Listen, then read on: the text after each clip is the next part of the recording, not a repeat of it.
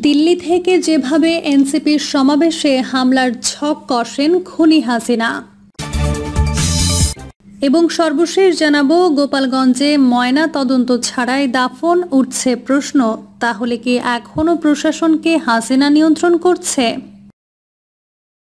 এতক্ষণ শুনছিলেন সংবাদ শিরোনাম, এবার বিস্তারিত। দিল্লি থেকে যেভাবে এনসিপির সমাবেশে হামলার ছক কষেন খুনি হাসিনা। জাতীয় নাগরিক পার্টির গত 1 জুলাই থেকে দেশ গড়তে জুলাই পদযাত্রা কর্মসূচি পালন করছে। ইতোমধ্যে দেশের বেশ কয়েকটি জেলায় কর্মসূচি পালন করেন দলটির নেতাকর্মীরা। মাসব্যাপী এই কর্মসূচির অংশ হিসেবে গোপালগঞ্জে বুধবার তাদের সমাবেশ ছিল।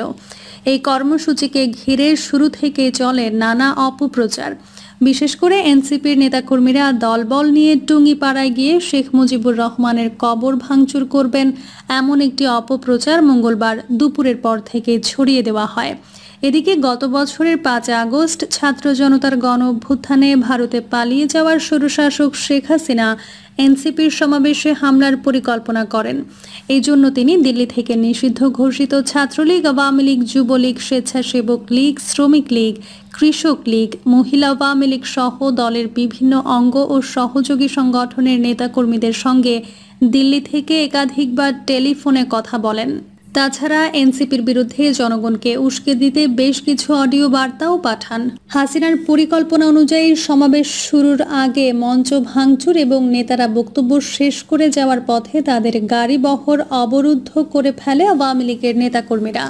হাসিনা দলের নেতাকর্মীদের সঙ্গে কি কথা বলেছেন তার অডিও যুগান্তরের হাতে আসে।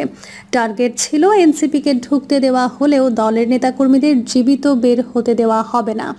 যুগান্তরের হাতে থাকা এমন একটি অডিও বার্তায় শোনা যায়, শেখ হাসিনার নিষিদ্ধ ঘোষিত গোপালগঞ্জ জেলা ছাত্রলীগের সাধারণ সম্পাদক আতাউর রহমান পিয়ালকে বলেন, ওরা নাকি গোপালগঞ্জে যাচ্ছে, টুঙ্গিপাড়ায় আমার বাবার কবর ভেঙে ফেলার ঘোষণা দিয়েছে।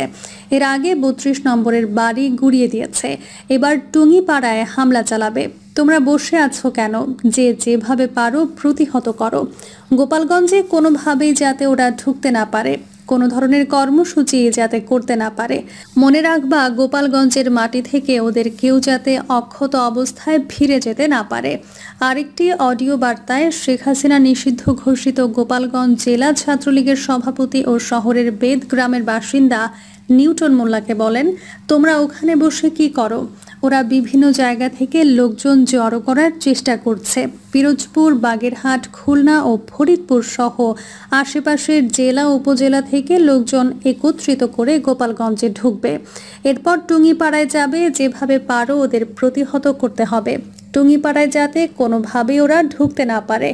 আর যদি টুঙ্গিপাড়ায় ঢুকেই পড়ে, তাহলে একজনও যাতে জীবিত অবস্থায় ওখান থেকে ফিরে যেতে না পারে, সেই ব্যবস্থা নিতে হবে। অভিযোগ রয়েছে, শেখ হাসিনার সঙ্গে টেলিফোনে কথা বলার পরদিন বুধবার গোপালগঞ্জ পৌর পার্ক মাঠে এনসিপির কর্মসূচির দিন সকালে নিষিদ্ধ ঘোষিত গোপালগঞ্জ জেলা ছাত্রলীগের সাধারণ সম্পাদক আতাউর রহমান পিয়ালের নেতৃত্বে স্থানীয় চর দুর্গাপুর এলাকায় পুলিশের গাড়িতে হামলা, ভাঙচুর এবং অগ্নিসংযোগ করা হয়। এর মধ্য দিয়ে এনসিপির শান্তিপূর্ণ কর্মসূচিতে বাধা দেওয়ার বিষয়টি এলাকায় জানান দেয় আওয়ামী লীগ এবং তাদের অঙ্গ ও সহযোগী সংগঠনের নেতাকর্মীরা। শহরের মোহাম্মদপাড়ার বাসিন্দা এই আতাউর রহমান পিয়ালের নেতৃত্বেই পরে এনসিপি নেতাদের গাড়ি বহরে কয়েক দফা গুলি ও বোমা হামলা চালানো হয়।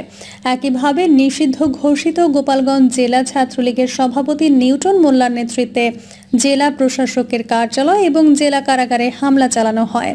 স্থানীয় একাধিক সূত্র নিশ্চিত করেছে, নিউটন মোল্লার প্রধান টার্গেট ছিল কারাগারের প্রধান ফটক ভেঙে সেখানে আটক থাকা জেলা আওয়ামী লীগের সাধারণ সম্পাদক জিএম শাহাবুদ্দিন আজম সহ দলের নেতাকর্মীদের বের করে আনা। যদিও পুলিশ এবং সেনাবাহিনীর শক্ত অবস্থানের কারণে তার এই অপচেষ্টা সফল হয়নি। এছাড়া গোপালগঞ্জ জেলা যুবলীগের ভারপ্রাপ্ত সভাপতি মাসুদ রানার নেতৃত্বে ওই দিন উপজেলা নির্বাহী কর্মকর্তার গাড়িতে হামলা চালানো হয়। খোঁজ নিয়ে জানা যায়, কেবল নিষিদ্ধ ঘোষিত ছাত্রলীগই নয়, শেখ হাসিনা আওয়ামী লীগ, যুবলীগ, স্বেচ্ছাসেবক লীগ, শ্রমিক লীগ, কৃষক লীগ, মহিলা আওয়ামী লীগ সহ দলের বিভিন্ন অঙ্গ ও সহযোগী সংগঠনের নেতাকর্মীদের সঙ্গে একাধিকবার টেলিফোনে কথা বলেন। গোপালগঞ্জের মাটিতে এনসিপি যাতে কোনোভাবেই তাদের কর্মসূচি পালন করতে না পারে, সেই জন্য প্রত্যেককে তিনি নির্দেশনা দেন। শেখ হাসিনার নির্দেশের পর এনসিপির কর্মসূচি পণ্ড করা সহ দলটির শীর্ষ নেতাদের হত্যা করতে গোপালগঞ্জে থাকা দলের বিভিন্ন পর্যায়ের নেতাকর্মীরা চতুর্দিক থেকে একযোগে হামলা চালান। এ সময় নেতাকর্মীদের সমন্বয় করেন কলকাতায় থাকা শেখ হাসিনার ফুফাতো ভাই, গোপালগঞ্জ 2 আসনের সাবেক সংসদ সদস্য ও দলের প্রেসিডিয়াম সদস্য শেখ ফজলুল করিম সেলিম, লন্ডনে বসে আওয়ামী লীগের প্রেসিডিয়াম সদস্য, সাবেক মন্ত্রী ও ফরিদপুর 1 আসনের সাবেক সংসদ সদস্য আব্দুর রহমান, আওয়ামী লীগের কেন্দ্রীয় কমিটির সদস্য ও শরীয়তপুর 1 আসনের সাবেক সংসদ সদস্য ইকবাল হোসেন অপু এবং গোপালগঞ্জ জেলা আওয়ামী লীগের সভাপতি মাহবুব আলী খান ও সাংগঠনিক সম্পাদক শফিকুল আলম কাজল। তাদের বাইরে গোপালগঞ্জ সহ আশেপাশের জেলা উপজেলায় আত্মগোপনে থাকা নিষিদ্ধ ঘোষিত ছাত্র সংগঠন ছাত্রলীগের নেতাকর্মীদের সংগঠিত করেন কেন্দ্রীয় ছাত্রলীগের সভাপতি সাদ্দাম হোসেন। কলকাতায় আত্মগোপনে থেকেই ফেসবুকে লাইভে এসে তিনি মাঠের কর্মীদের এনসিপির কর্মসূচিতে হামলা করতে নির্দেশনা দেন। স্থানীয় পর্যায়ে নারীদের এই কাজে সংগঠিত করেন কলকাতায় আত্মগোপনে থাকা গোপালগঞ্জ জেলা আওয়ামী লীগের সাংগঠনিক সম্পাদক শফিকুল আলম কাজলের স্ত্রী ও জেলা মহিলা আওয়ামী লীগ নেত্রী ইয়াসমিন আলম। যদিও বিষয়টি জানার পর মঙ্গলবার সন্ধ্যায় পুলিশ তাকে আটক করে। 1 জুলাই থেকে দেশ গড়তে জুলাই পদযাত্রা কর্মসূচি পালন করছে এনসিপি। ইতোমধ্যে দেশের বেশ কয়েকটি জেলায় কর্মসূচি পালন করে দলটি। মাসব্যাপী এই কর্মসূচির অংশ হিসেবে বুধবার ছিল গোপালগঞ্জে পদযাত্রা ও সমাবেশের আয়োজন। আগের দিন মঙ্গলবার দলটির ভেরিফাইড ফেসবুক পেজে এই কর্মসূচিকে 16 জুলাই মার্চ টু গোপালগঞ্জ কর্মসূচি হিসেবে ঘোষণা করা হয়। গোপালগঞ্জে কর্মসূচি পালন শেষে এনসিপির নেতাকর্মীদের শরীয়তপুরের জাজিরায় আরেকটি কর্মসূচি পালনের কথা ছিল। গোপালগঞ্জে ময়না তদন্ত ছাড়াই দাফন, উঠছে প্রশ্ন, তাহলে কি এখনো প্রশাসনকে হাসিনা নিয়ন্ত্রণ করছে? গোপালগঞ্জে আইন শৃঙ্খলা বাহিনী এবং আওয়ামী লীগের নেতাকর্মীদের মধ্যে সংঘর্ষের ঘটনায় নিহত 4 জনের লাশ সুরতহাল ও ময়না তদন্ত ছাড়াই তড়িঘড়ি করে দাফন ও দাহ সম্পন্ন হয়েছে। ফলে প্রকৃতভাবে কার গুলিতে বা কিভাবে তাদের মৃত্যু হয়েছে সেটি আর জানা সম্ভব হবে না বলেই মত দিয়েছেন সুপ্রিম কোর্টের একজন জ্যেষ্ঠ আইনজীবী। একে শুধু আইনি বিচ্যুতি বলেই নয়, বরং অপরাধ গোপনের একটি তৎপর প্রচেষ্টা হিসেবেও দেখছেন কেউ কেউ। বুধবার জাতীয় নাগরিক পার্টির কর্মসূচিকে কেন্দ্র করে শহরে সংঘর্ষ ছড়িয়ে পড়ে। এতে 4 জন নিহত এবং অন্তত 50 জন আহত হন। নিহতরা হলেন দীপ্ত সাহা, রমজান কাজী, সোহেল রানা এবং ইমন তালুকদার।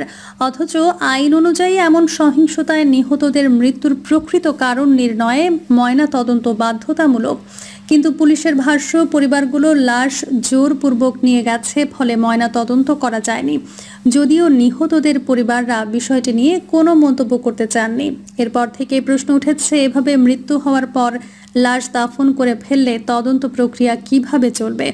একজন আইনজীবীর ভাষায় এটি ক্রিমিনাল ইনভেস্টিগেশনের ক্ষেত্রে একটি গুরুতর গাফিলতি, যেখানে পোস্টমর্টেম রিপোর্ট মূল প্রমাণ হিসেবে ব্যবহৃত হয়। গুলির ধরন, অস্ত্রের উৎস, দেহে আঘাতের ধরন সবকিছুই উঠে আসে ময়না তদন্তে। এমনকি ব্যালিস্টিক টেস্টে গুলি শনাক্ত করে দায়ীদের শনাক্ত করা সম্ভব হতো। এখন সেই প্রমাণের পথটাই বন্ধ হয়ে গেল। এদিকে পুলিশের দাবি, তারা কোনো প্রাণঘাতী অস্ত্র ব্যবহার করেনি। সেনাবাহিনীও বলছে আত্মরক্ষার্থে বল প্রয়োগ করেছে, কিন্তু গুলি ছোড়ার কথা স্বীকার করেনি। অথচ সামাজিক মাধ্যমে ছড়িয়ে পড়া ভিডিওতে গুলির শব্দ স্পষ্ট শোনা যাচ্ছে। তাহলে গুলি চালালো কে? কার অস্ত্রের গুলিতে প্রাণ গেল 4 জনের? এই প্রশ্নের কোনো নির্ভরযোগ্য উত্তর নেই। বেসরকারি মানবাধিকার সংস্থা আশোক জানিয়েছে, গুলির প্রমাণ থাকা সত্ত্বেও দায় স্বীকার না করায় জনমনে ভয়, বিভ্রান্তি এবং প্রশাসনের ওপর অনাস্থা বাড়ছে। 2024 সালে অভ্যুত্থান চলাকালে শতাধিক গুলিবিদ্ধ ছাত্র জনতার লাশ ময়না তদন্ত ছাড়া দাফন হয়েছিল। সেই অভিজ্ঞতাও স্মরণ করিয়ে দিয়েছেন অনেকে। তখনও পরবর্তীতে কিছু লাশ উত্তোলন করে ময়না তদন্ত করতে হয়েছিল। যদিও অনেক পরিবার রাজি হননি। গোপালগঞ্জের পরিস্থিতিও এখন এমন এক আশঙ্কাজনক পর্যায়ে পৌঁছেছে যেখানে পরিবারগুলো হয়তো ভয় বা রাজনৈতিক চাপের কারণে মুখ খুলতে চাইছে না।